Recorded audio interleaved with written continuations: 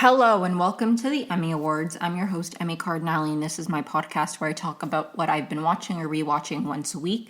If this is the first episode of mine that you stumble upon and you enjoy it, please feel free to follow me wherever you listen to podcasts so you can get notified when I upload a new episode. I'll be honest, I'm a little sad, not because of anything, but just because it's the first episode, it's my first podcast episode post Yellow Jackets this season, and while I am still working on a deep dive, so my coverage of Yellow Jackets isn't over yet for me, I won't really be closing the chapter on season 3 of Yellow Jackets until that's done. It is kind of depressing to do a regular episode, and I'm I want to talk more about Yellow Jackets, but I don't have a new episode to talk about. So all that being said, I do still have stuff to talk about.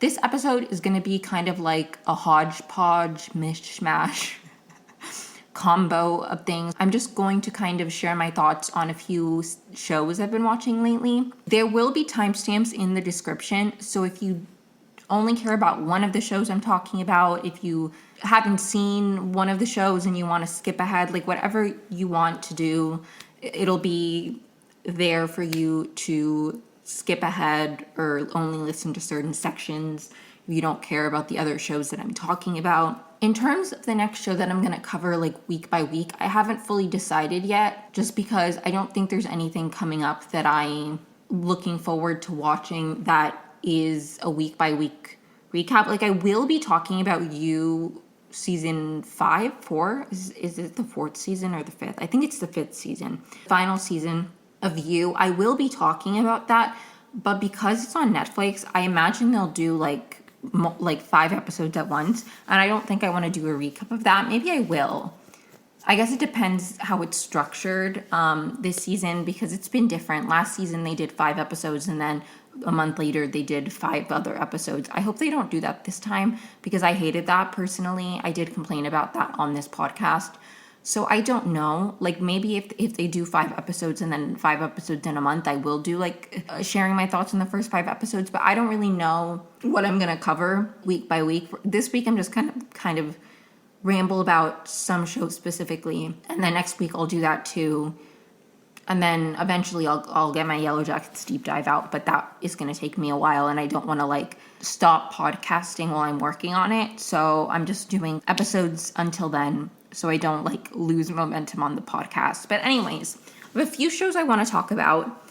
The first show that I want to briefly touch on, because I really don't have a ton to say about the show, is Got to Get Out. I feel really bad being such a hater, because I liked a lot of the cast on the show, but it was probably one of the worst formatted reality television shows that I've watched in quite a long time. It had no structure to it, and I think it really did the cast such a disservice, because it was so boring and frustrating to watch, because it was nothing's happening. There were no stakes. There was no it really was not interesting, the structure of the show. I know somebody once said Traitors, the format is unwatchable, and the only thing that makes it appealing is the cast. And I don't feel that way about the Traitors. I think there's something there, I think Got to Get Out is that's how I would describe it. That the only thing that left it entertaining was the cast, and even with an entertaining cast, with such a shitty structured game, it was really, really exhausting to watch. I was really mad, because I was excited to tune in and watch Demi on something. I loved Demi from her time in Bachelor Nation, and I was so happy to see her in something else. And it was so boring. That's my honest opinion. The only thing that was redeeming about it was their personalities of the players. And for me personally, when I'm watching a competitive reality TV show, obviously personalities and the relationship dynamics and the dynamics in the house and all that stuff makes it interesting. But to me, if the game isn't interesting, then the other stuff can't carry it, because it's that's not why I'm watching this show. I want to watch a show where they're competing for money and watch them compete for money. You know what I mean? I don't watch sports, but I view reality TV in a similar lens, where it's yes, people watch sports because when people watch sports, they root for teams, they maybe parasocially connect to players in this new day and age, or maybe that's always been a thing, but just differently with the parasocial, like all the social media now.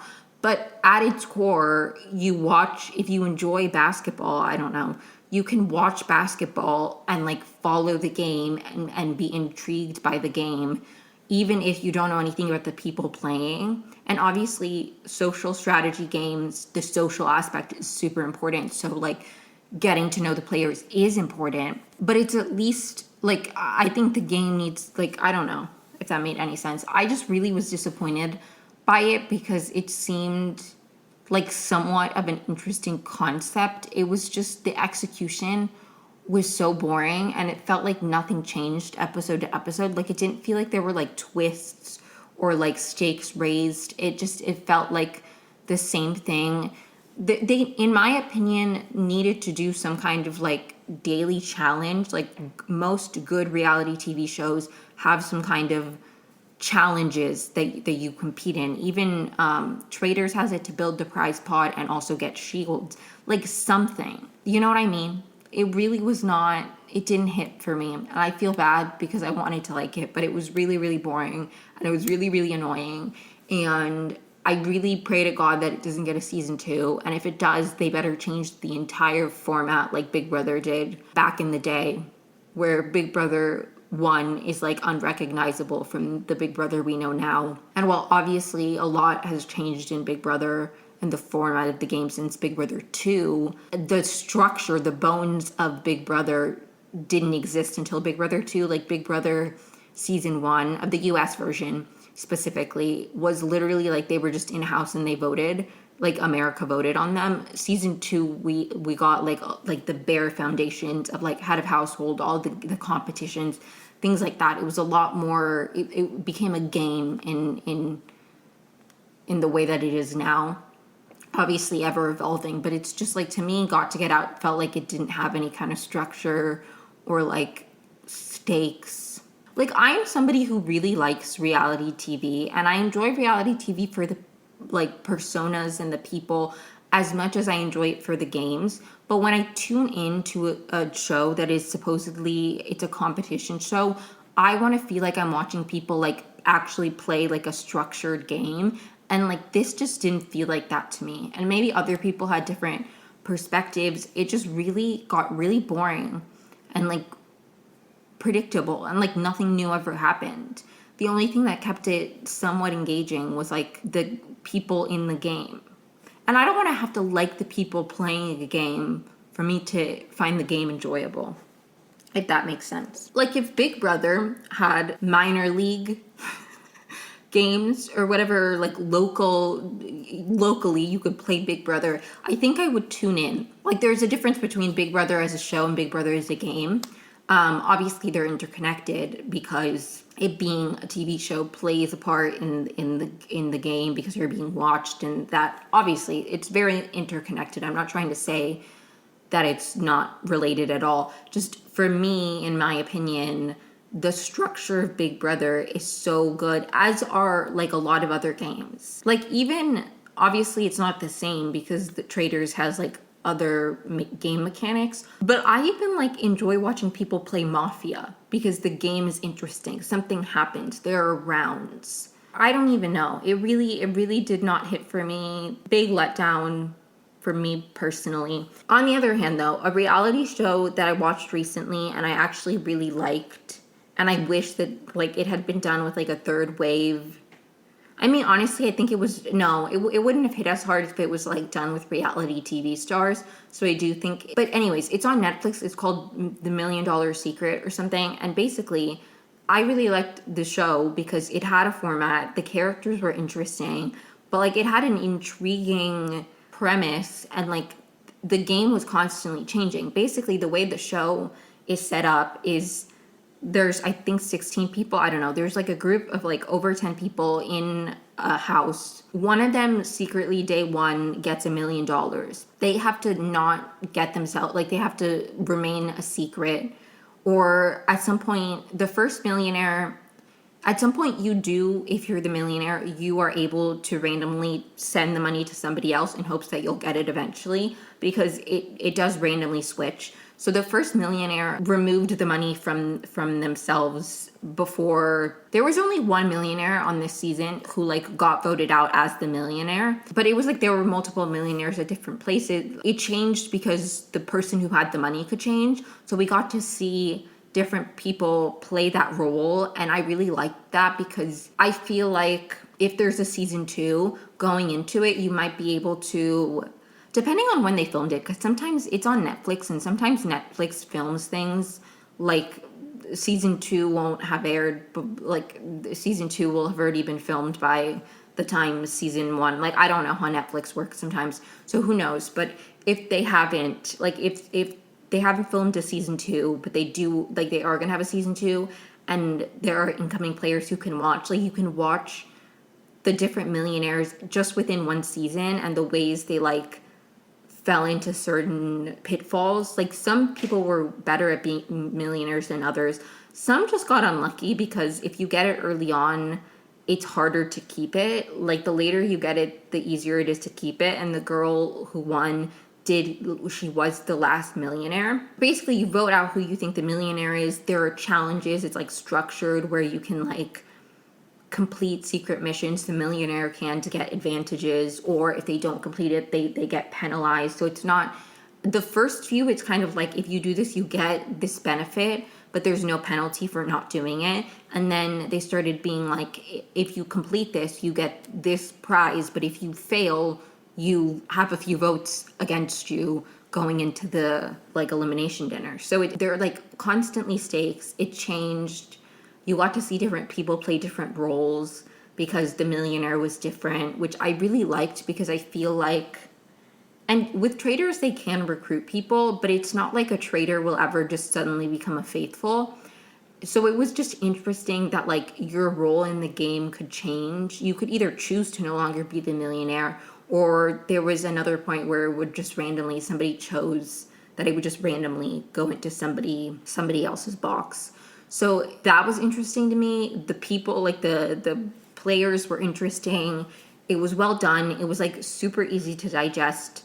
The challenges were interesting, and again, like the stakes were high and they were funny too. Like one of the millionaire's secret agendas is what they called it, was like she had to casually say song titles slip song titles into conversations, and then later they gave the hint that it was like a major hit, the agenda. So they were trying to be like, what the fuck does this mean?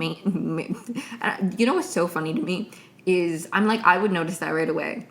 People say things, and in my mind, I think of a reference when that's not what they were referencing. Like, you better believe if somebody said, "Don't stop believing" in conversation, that would live in my brain. So I'm like, I would have caught on. But I really liked the show. I do recommend it if you have Netflix and you like competitive reality TV. Netflix shows are like a hit or miss for me, the competitive ones, but I liked this one. I hope they do a season 2. The girl who won, I'm not going to say who, like, in case you want to watch it, I'm not going to spoil the ending, but I was so happy that she won, because when she was the millionaire, a friend of hers got like a hint about like the millionaire has 2 sisters or whatever, and she like picked up on the fact that she was being asked how many siblings she had, probably because it was a clue. So she lied about how many sisters she had, and I thought that was genius. Like the way that she was such a good player, because she could anticipate like the things that were going to come her way. The way she won at the end is like she knew, because basically at the end there's like 3 people, and you can like switch your box with somebody's box. And so you have to know who is the millionaire, right? Because then you can switch the millionaire's box to your space. And then if they don't think that you suspect them and they don't switch it back, then you get the money. But she did it purposefully to convince the guy that she was the millionaire, when he was being very vocal that it was the other girl in the final 3. So she knew that she didn't know, but she she played that really well, where she was like, okay, I think I've convinced him that I am the millionaire, so he will move the box. And then she risked it, because if she hadn't like switched, if he hadn't moved her box, she would have like been giving up the $1 million. But she played it so well where she did correctly clock that he now knew that she was the millionaire, and he was trying to pretend that he didn't. So anyways, she did it super well. I was super happy that she won the money. It was really fun to watch. I really enjoyed it. I really did. Sometimes when I watch Netflix shows, I'm like, are these people going to be on Perfect Match? Because Perfect Match is really just like a random selection of people from Netflix reality TV shows. So I'm like, are these people, like, is anybody from here going to be on this season? I think most of them, I don't know, not all of them, but like a good amount of the people were like married. So I don't think that they're necessarily going to be on Perfect Match. But like the thing is, somebody from the mall was on Perfect Match seasons 1 and 2. He came back. He won season 1 and then he came back in season 2. And like I didn't watch them all. I think maybe I watched a few episodes, but like that was like a pretty wide range of cast too. And then they brought him in and a few other people from the mall. So like maybe there will be some people from this show on Perfect Match. Maybe not season 3, but maybe season 4. I don't know the filming schedule, because I know like an interesting thing about Perfect Match is like Love is Blind seasons will have not aired when they film Perfect Match. So like people are like, oh, I was on Love is Blind and their season hasn't even aired yet. So like nobody would know who they are if like you keep up with the shows. So I wonder if it's something similar, if somebody would be on the show, but they just like didn't know like about the timing. Like I wonder how the timing works. But I don't think I had anything else I wanted to say about that. I really liked it. I genuinely did. The main thing I want to talk about is Black Mirror. So I've seen 3 of the episodes that came out for the new season, and I have quite a bit that I want to say about most of them, but there's one specifically that I literally like am so angry about. So the first episode I think is called Common People. And that one just made me sad. Like for me, Black Mirror, sometimes it like freaks me out, like disturbs me, scares me. And then other times it just makes me sad. And the first one of the season literally just made me sad. Because basically, spoiler, she's like sick. I think she has cancer. One of like the main character has cancer, and there's like a new technology where they can like remove the piece of her brain that has the tumor, and then like copy it with healthy tissue. But then that part of her brain is on a cloud, right? And it's like in a subscription model, so you have to pay $300 a month to keep the cloud running, right? But like the part where it gets fucked up is they keep just like upping the subscription for like the same product. And I was like, this is so ironic that it's on Netflix. Obviously Netflix isn't the same as like literally your brain is on a cloud. So like you either, oh my God, the craziest part, they start like feeding ads through her. That was crazy to me. So like basically she just starts randomly plugging products. And she's a teacher too, so then that gets her like kicked out of like, she can't teach when she just like randomly starts promoting things to children. And she can't remember, like it's not a conscious thing. It's like she would be like honey nut Cheerios, not real cereal, but like she would promote something and then they'd be like, why'd you mention the like honey nut Cheerios? And she'd be like, what are you talking about? I never did. Like she didn't remember it. Anyways, super, super freaky. And then she just like starts losing more and more access to her brain and like things and like they can't afford it. So her husband starts like, it's sad. It made me really sad because while not exactly 1-to-1, we do unfortunately live in a society where staying alive and staying healthy will cost you so much and everything is just going up. And like that really, I will be honest, made me like deeply, deeply sad. And like, I don't know. I could never put my brain in. I think, oh God, it's just like, it's so fucked up because it's so true that like things that used to, it was like, oh, now this is the common package. And the stuff that like you had before now costs more. It was really sad, and it really pissed me off. But it was well done. I liked the episode. There are some Black Mirror episodes that like I just can't like. And I don't know if this is just me, but it's for me, Black Mirror, it's either like I'm engaged and I can watch it, or genuinely like I lose interest. Like it doesn't click for me. I don't understand. I haven't watched the rest of the season. I'm not saying that I won't. That episode I did really like. It made me sad, and health stuff is always upsetting, especially when it's like tied to money and tied to technology, and it's all. Anyways, but the one that really enraged me, and it didn't like enrage me because the concept of it was actually super fascinating. For me, the character just pissed me off. It was the second episode. I think it was called Bête Noire or something. Anyways, it's in French, so sorry if I mispronounced it, but it's like Bête Noire, which means black, something black. I don't know what bête means. Sorry for being stupid. I took high school French, but I don't recall. I did not retain any of it. This episode pissed me off so fucking badly because it's about a girl who like she works at a marketing, or she works at like a chocolate company or something like that. Who knows? I think it's a chocolate company. She like comes up with ideas, and I think they're all chocolate, but it's like a food company at the bare minimum. And she notices a girl in like the focus group, like when they test out a new flavor. And she's like, oh, I know that girl from high school. She was always kind of weird. She gets a job there, basically. Well, at first, the first weird sign is nobody likes the flavor, and then she says she likes it, and then suddenly everybody agrees with the flavor at this focus group. Like, she has a weird way of swaying people, right? At first, you're like, what the fuck is that? Then at the end, you find out what it is. But she just, like, started pissing me off because she would say something, and then, like, the reality would change.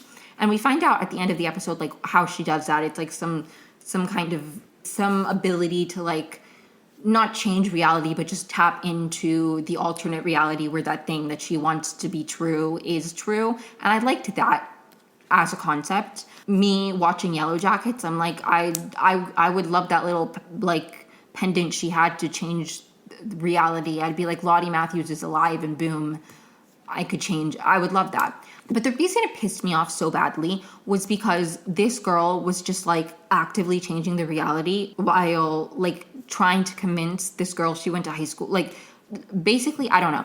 The thing that really got me is that I saw so many, I had to, when I was watching the episode, I was getting so angry that I had to go on Twitter because I was like, what are other people saying about this? Like, am I crazy? I very rarely have such a like visceral reaction to a television character, and like she was pissing me off so badly because it's like, oh my god, there was one scene where she like drinks almond milk. There's this one coworker who has a ton of almond milk, and she's always upset because people are always drinking her almond milk. Verity Green drinks the almond milk in front of, I don't remember her name, the main character, and she's like taken aback, right? And then Verity is like, I didn't drink the almond milk. She drank the almond milk. And she's like, fine, let's see the security cameras. But because she can change reality, she does make a reality where she drank the almond milk. Not Verity, the other girl did, right?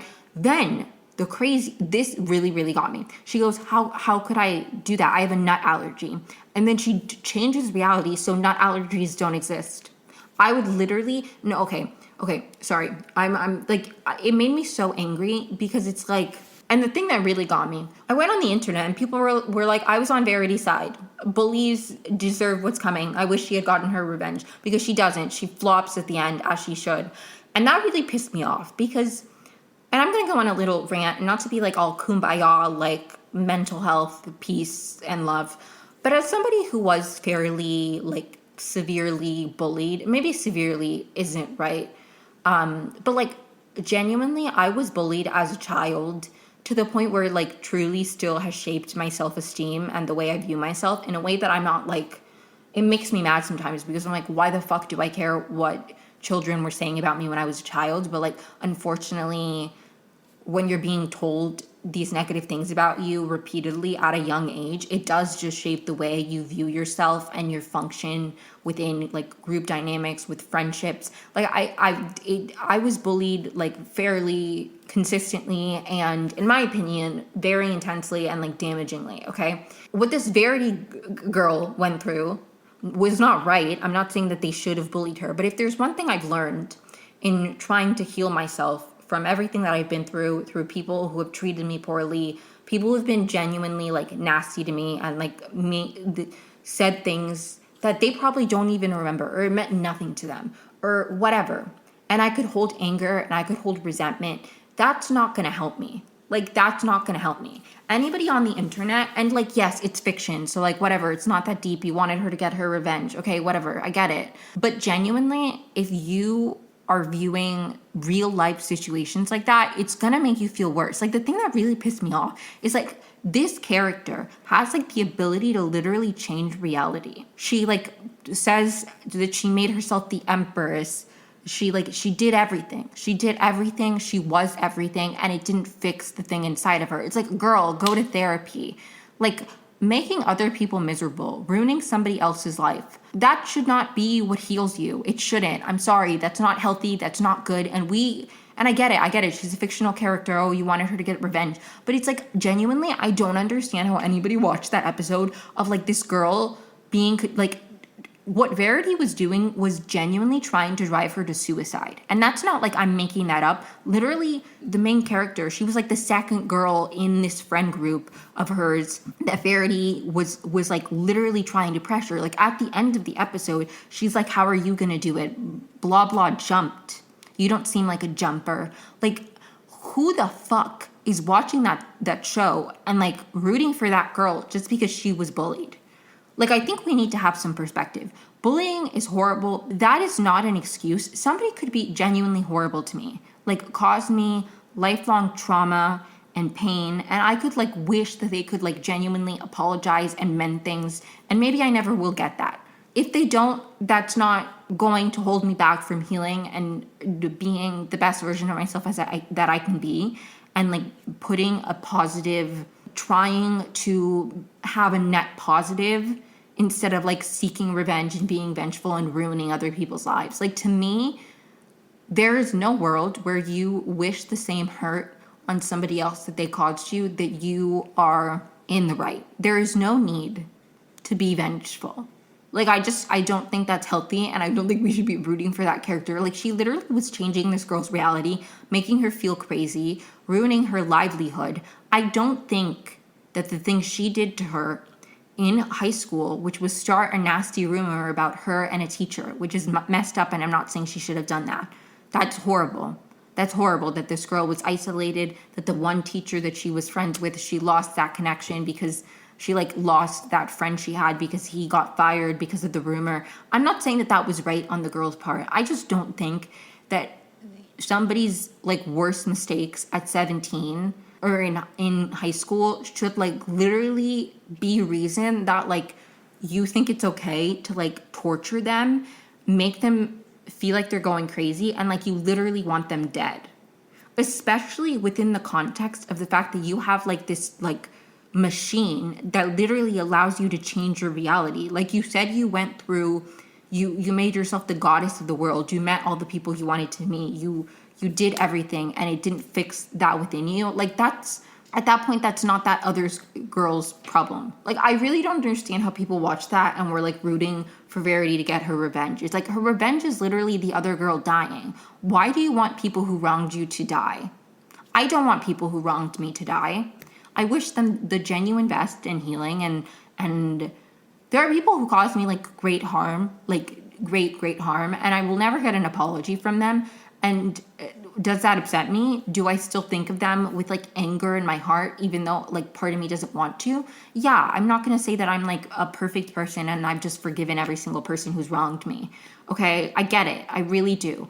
I just don't think focusing on that is productive. And it's just so stupid to me. I did like the concept of like her having the ability to change reality, and like the concept of reality she wasn't changing reality. She was just tapping into the reality where what she wanted to happen already did, because there's like an infinite amount of realities. I thought that was fascinating. Like, I really did. The characters just pissed me off so fucking bad because I just don't understand like that level of spite and like vindictiveness. Like, that really doesn't get you anywhere. Like, not to be like preaching on like a choir. And I'm not saying, okay, I think if somebody is actively being harmful, like, I'm not saying you should just allow people to be destructive and harmful in the world and like move on if somebody's dangerous or like violent or like repeatedly harmful. Like, if this girl, like, but there's a difference between like holding somebody accountable for their actions in the present and then like torturing somebody because they caused you harm a decade ago. That is not healthy or rational or okay in any capacity. And again, she's a fictional character.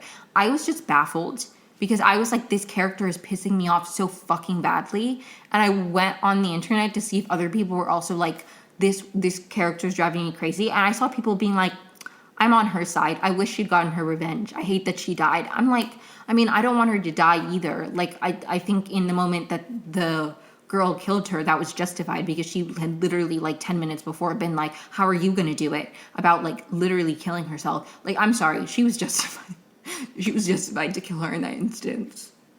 I mean, no, she wasn't, but like, whatever. Anyways, but like, literally, I'm sorry. Like, that's crazy. That's crazy that people were like rooting for her. Like, she was, I am sorry. Okay, I can literally, I have like horrendous things that people said to me, okay? Ways that people excluded me, ways that people literally, I literally, like, I'll never forget the moment. I'm not going to go into the details because it's really not super important. But, like, I'll never forget the moment where I literally texted my mom and I'm like, I need to go to therapy. Like, I need to go to therapy because of how bad something with, like, somebody else happened in middle school. Like, or no, it was high school. It was early high school. Like, I remember and the ways that people treated me and, like, and it wasn't just strangers. Like, it was people I trusted who became my friends. And then like, I have trauma. Okay. I know I do. I genuinely cannot imagine what good it would do me or the world to wish those people ill. Because you know what I've learned and you know what I've realized as an adult, which I'm younger than this Verity character is. So like, I'm sorry. Like, it pisses me off. Like, why are you making excuses for her? Okay. She literally has the ability to change her own reality. And she like hasn't been able to change the fact that she's like such a fucking dumbass. Sorry.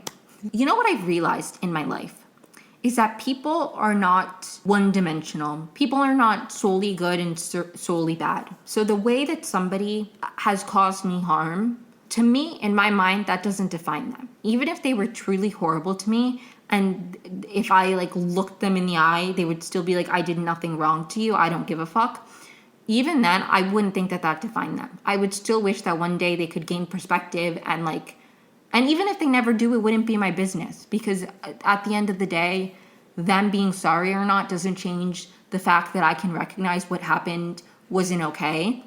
And I can validate that that was painful. I didn't deserve it. And I can move on from it. I don't need that person to acknowledge that they hurt me. Like, that doesn't, it's not going to, because to me, that behavior, the way somebody treated me in my mind, even if it was horrible and even if like genuinely I don't like them and I don't care for them and I would never have them in my life, to me, I don't think that like warrants like torture. Again, I think there's a difference between holding somebody accountable. So if somebody's actively bullying you or bullying somebody, like obviously like telling a teacher or like holding them accountable, like if it's in a workplace and you call HR, to me, that's not the same. This girl literally like years later specifically went and like worked at the place where this high school bully of hers was and started like gaslighting her and changing reality to make her feel like she was crazy to drive her to kill herself. Why are we rooting for that character? That's a little weird to me.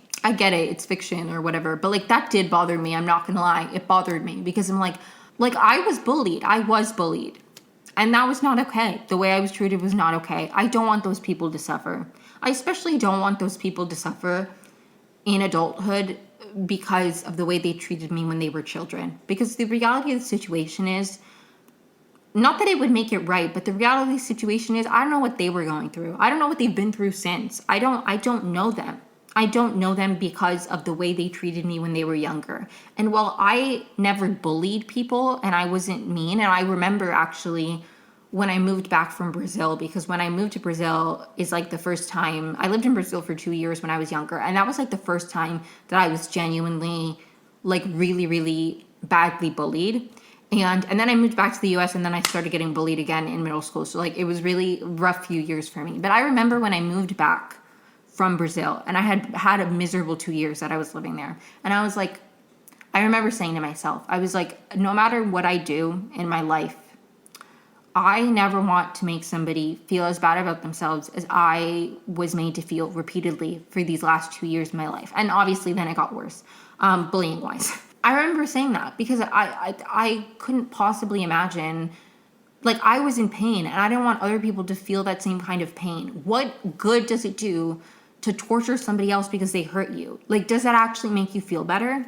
I really don't like that narrative. Do I watch shows sometimes and I'm like, oh yes, I wish she had gotten revenge, or like, yeah, like I'm not against like revenge narratives. I'm not against people getting people back or being angry or spiteful or whatever. I'm a Shauna Shipman defender, okay? I'm not against that. It was just like the level of gaslighting and vindictiveness and like just small little petty, literally making you question your reality and like ruining her day-to-day life and driving her to kill herself. That's insane. That's insane that people were like, I wish he had completed the mission. Because a girl was mean to her 10 years ago that warrants like her literally dying because of it. I don't think we should want that. We shouldn't want people to get bullied when they're in high school or ever. But like, I feel like in school is like the main time it happens because of kids and everything.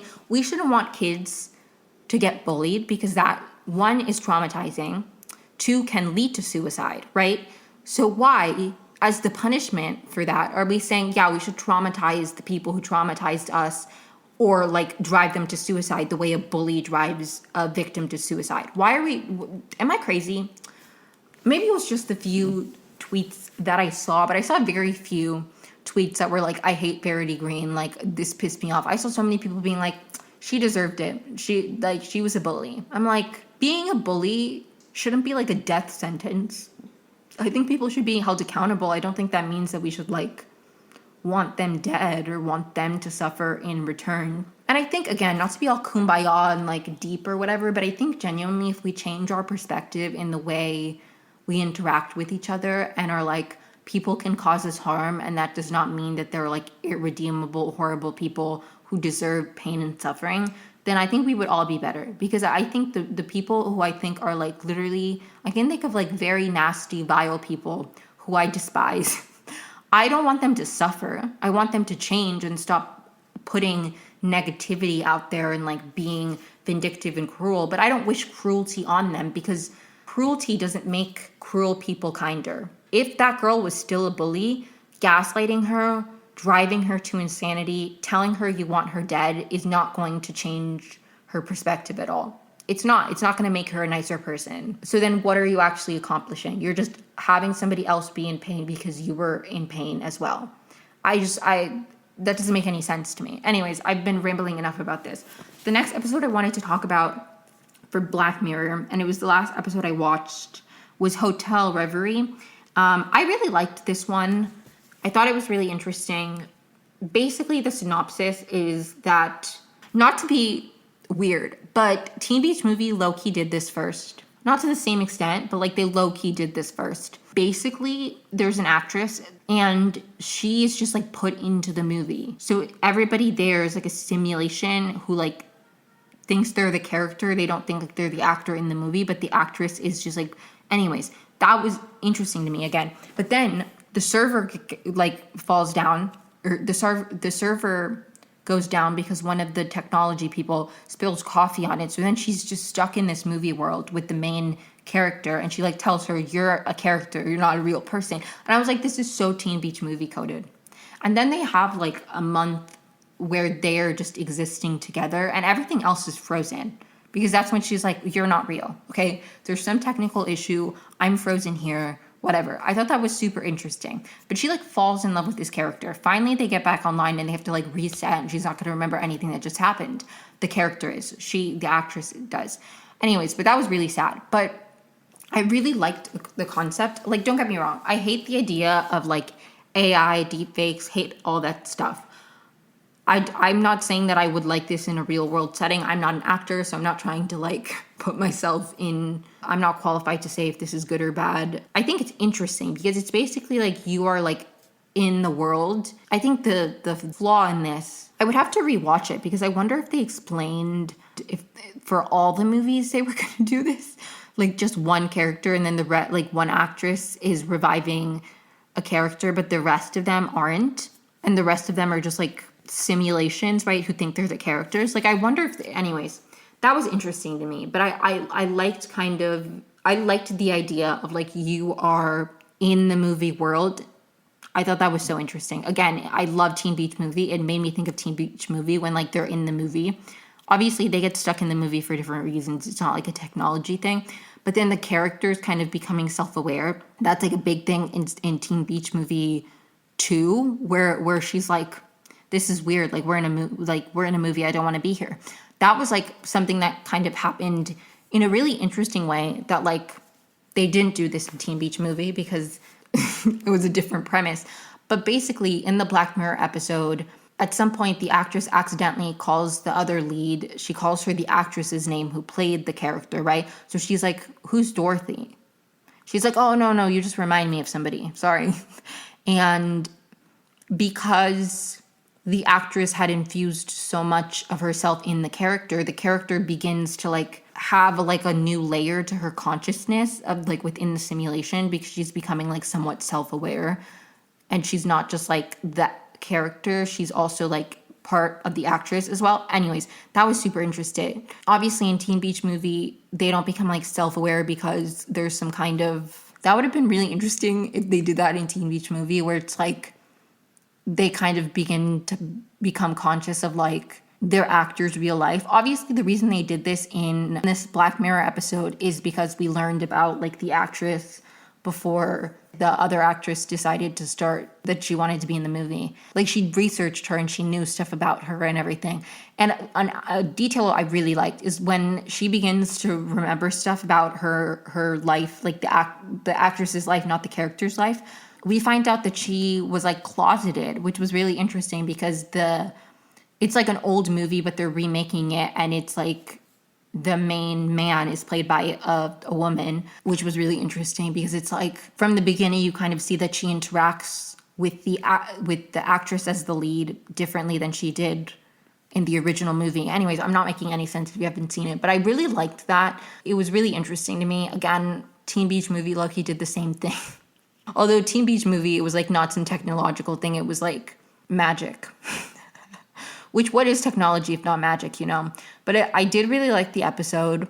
Those are the 3 that I watched. I feel like I got on a tangent about the Bête Noire episode and I didn't touch, but I do want to go back and touch briefly on like the idea of like the 2 realities because I really liked that. I said something, not exactly the same, but I was like in my mind, the way Yellow Jackets functions, like the supernatural quote unquote aspect of it is going to be some kind of commentary on reality and like reality existing at the same time. So everything you've already lived, part of you has already lived all of that. And that's why they have some kind of premonitions for some things. Like Lottie sees the vision where she dies. Mari hears the blood dripping.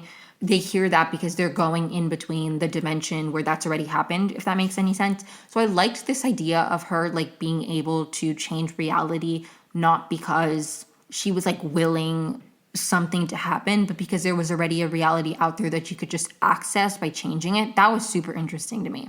I wish they had done it in a different way because the character pissed me off so bad that I couldn't focus on how cool I thought that concept was. But I do think that was my favorite of the 3 episodes I watched because while it did piss me off, I think an episode that makes me think so much and also like makes me hate a character or care for a character, that's great, especially because Black Mirror is short. I do not know the terminology, but it's not like a show with multiple seasons where with the recurring same characters where you get attached over like 10 episodes. You only have one episode to really buy in and care or not care. My favorite Black Mirror episode is and will always be San Junipero. I'll never forget when I was watching that and I was like, they're gay. They're definitely gay. And the people I was with were like, they're not gay. You want everything to be gay, Emmy. Stop. They're not gay. You say that every time we watch something. And then they were gay. And I was like, fuck all of you guys. You're just homophobic haters. I'm kidding. But I do watch everything being like, they're actually gay. So sometimes I'm right, though. Sometimes I'm right. Sometimes I sense it. I'm like, they're definitely gay. And everybody around me was like, you just want that to be true. Sometimes when you want something to be true, you will it into being. If you think about it, that Verity Green girl, she was just manifesting, but in like a scientific way, because she had like an actual little pendant where she could change reality with it. I'm really not over that. I'm sorry. Like, you have the ability to literally change your reality and you are still holding on to something that happened to you 10 years ago. And again, I'm not saying, okay, because I hate when people are like, that happened in high school, move on. Like, why are you still holding negative feelings towards people who wronged you in high school? That's not what I'm saying. I'm saying you can have those feelings. I just don't think I don't think you should use those feelings to be like, I think this person should suffer now. You know, like, that is something that I don't quite understand. That doesn't click for me. That doesn't make sense. I find it confusing. I find it odd. I find it weird.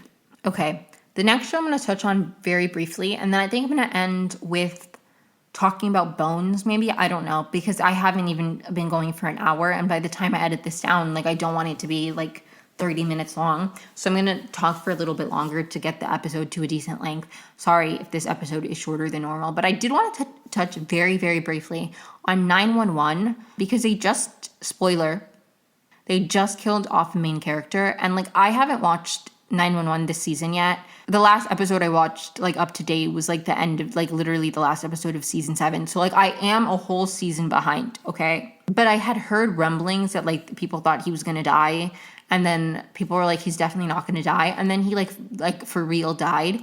And it was so, I am gonna catch up. Now I want to less so because he's dead. It is crazy because it was like the first week without a Yellow Jackets episode, and I was like, oh nice, a Thursday where I don't have to worry about a character I care about dying. And then boom, very important 911 character dies. Crazy. Literally crazy. Seemingly for no reason. Like, the thing that gets me is that 911 is like literally the crazy show in terms of people being near death and not dying. Okay, they don't need to kill somebody. Like, he could get as close as they could resurrect him. Like, he could literally be like Jesus Christ in the tomb, and he comes back to life, and suddenly we're in like a Riverdale third dimension where people have powers or whatever, and that wouldn't even be that weird to me. Like, it would be, but it's like literally the pilot episode of 911. A baby is stuck inside the tubes of a building. Like, they hear a baby in the wall, and they're like, how would a baby fit in the pipes, right? That doesn't make any sense. And apparently, and I don't know if this is scientifically true, okay, I'm not a scientist, it sounds fake, but the explanation is that if the baby was premature enough, its bones wouldn't be, like, it would be liquidy enough. That's not the word they use. But it would, like, that somehow, if it was at a certain level of development, a baby could fit in between the pipes of a like, flush down toilet and be stuck in the pipes.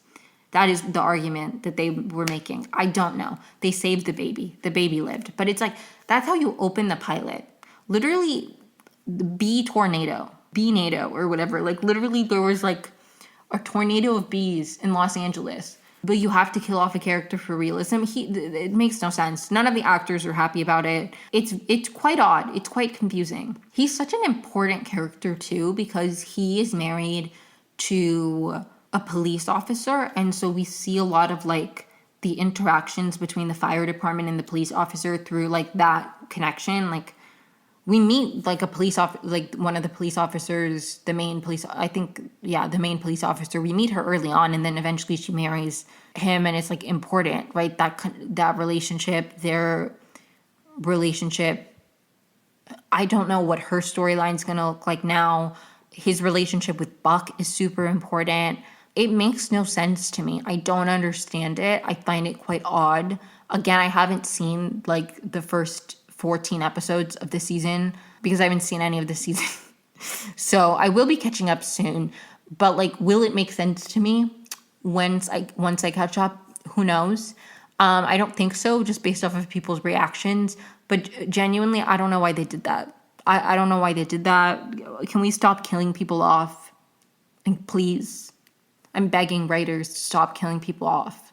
People don't need to die, okay? We've lost enough as a country, as a people, as a society. We've lost enough. Can we stop losing fictional characters? Especially when their deaths like don't serve, like, oh God, I'm so tired of characters dying for like what reason? Like genuinely what reason? I really cannot find or think of another show that I want to talk about. So I think what I'm going to do to round out this episode is I'm going to talk about what I think is going to happen in You Season 5. I have not seen a single preview, so I may be so far off, but I think that would be fun because this episode will come out before the beginning of, or season 5. I don't know if I said season 4, but before the first few episodes or the whole season. I don't know how they're doing the release schedule this season, because I really hope they don't do the like half and half, but I also like don't want them to do all at once.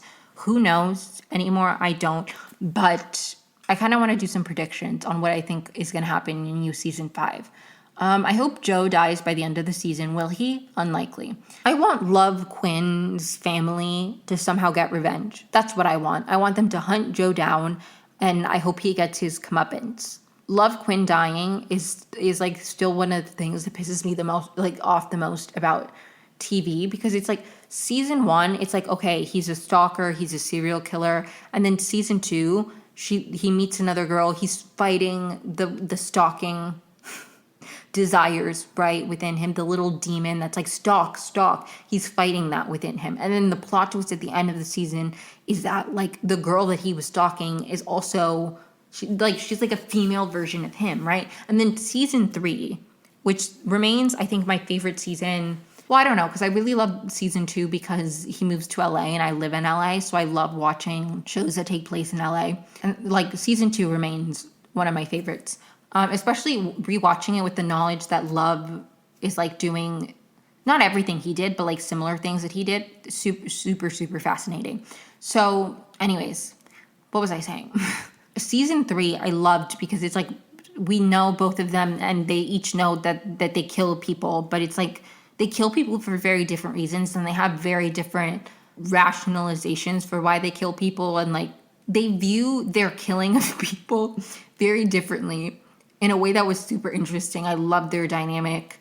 I loved that season because he is like, I'm not going to be that anymore. Like I'm super holier than thou in a very annoying way. And she's like, you're no better than me in a way that I love Quinn. Love her. So when she died, I was pissed because I'm like, of the 2 murderers, I think she's a more interesting one.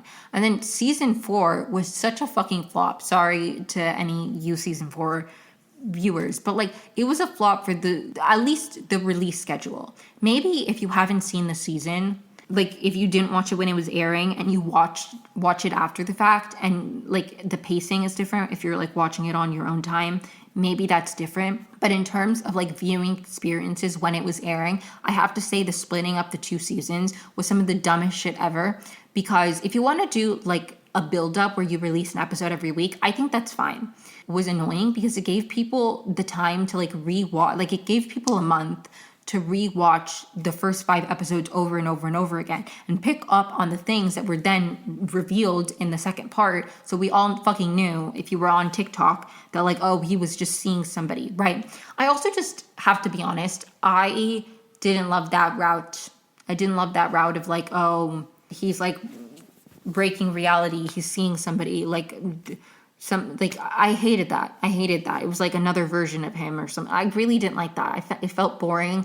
Would it have been a bit more interesting if it was revealed to me in the show and not like by people figuring it out? Probably. You could argue, Emmy, why are you on TikTok? Who knows?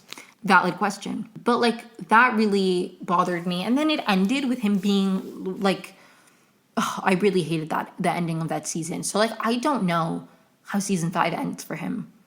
because he's somewhat like out in the open now, right? He's like he's like, that is me, I am Joe Goldberg, but like all of these things that happened, like I was wronged, right? Is basically the way he's setting it up. I hope that he gets his comeuppance. I hope being in the spotlight now, not being hidden, I hope that allows people to somehow get him. I hope they get him. I hope they take him down. That's what I'm hoping. Like, the thing is, the love interest that he ended season 4 with was like literally, was one of the most boring to me. I didn't like her.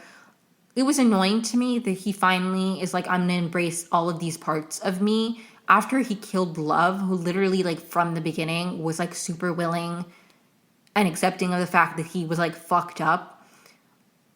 I don't know. It really rubbed me the wrong way. It's like, what do you mean now you're finally fine to be like, oh, also, maybe this will never come up again. But if he abandons his child, right? He abandoned his child when he left and he like pretended he was murdered, right? Now that they know, are they going to be like, hey, do you want some kind of relationship with your kid? I mean, probably not. And like the people he left them with, I guess, were like, I'm just curious because it's like, does him being alive not come up for anything else? I feel like it should. That's what I'm excited to see. How are the consequences of his actions gonna follow him now? I hope he dies by the end of it. I hope Love Quinn is still alive, although unlikely. But I don't know. I'm excited to see where the season goes, and I'm excited for it to conclude because I think I really didn't like season 4. It was my least favorite of all the seasons. But I do think it set us up for a very interesting conclusion because it's like, how's it gonna end? Is it gonna end in some kind of like, he doesn't ever get caught and he just continues, but now he has like a knowledge of how to do it and how to cover it up. Like, I'm interested to see where his story ends in the like, does Joe get better or get justice? Or does he just continue in his ways and like get off scot-free? Like, I'm interested in the conclusion of that story. I'm interested if the past skeletons come up. Like that I think is what I'm most interested and hopeful for. I really hope, because season 4 was a lot of like introducing new people and like new characters, and I would really want for season 5 to be like a lot of conclusions, a lot of answers. That's what I would want, to be honest. Anyways, that's where I'm going to wrap up. Apologies again if this episode is shorter than normal. I am working on a School Spirits deep dive, so hopefully that'll be out somewhat soon, so the shorter episodes can balance out with that one, which will be longer. And then once I'm done with that, I will be full steam ahead on the Yellow Jackets one. Thank you so much for tuning in. It means a lot. Please follow me wherever you listen to podcasts. Subscribe on YouTube if you're listening to this on YouTube. Give a thumbs up if you're listening to this on YouTube. Comment down below a show that you think I should watch, or any comments. If you've listened for a while and you haven't given a rating or a review, please do that. That would be nice if you want. Even if you don't write a review, just like giving it, and you don't have to give me 5 stars if you don't feel the 5 stars. It would be nice. But if you're like, this is a 4-star part, if you think this is a 4-star podcast, please be honest. I know I can always improve. Like, the thing is, people are always like, 5 stars, give a good rating. A lot of podcasters ask for that because it helps with like ads and stuff. This is a non-monetized podcast. I don't have any kind of management. Nobody would sponsor me because I don't get enough viewership to get sponsors. Would I like that one day? It would be nice. I do dedicate a lot of my free time because I have a full-time job. Again, this is a hobby. I don't make money from it. A lot of my free time I spend working on this podcast. So like, would it be nice to make money from it? Of course. But this is not monetized. So if you want to give it a shitty review, it's not going to impact my money because I'm not making any from the podcast. I do have a full-time job. Thanks so much for tuning in. Hope you have a great week. Bye.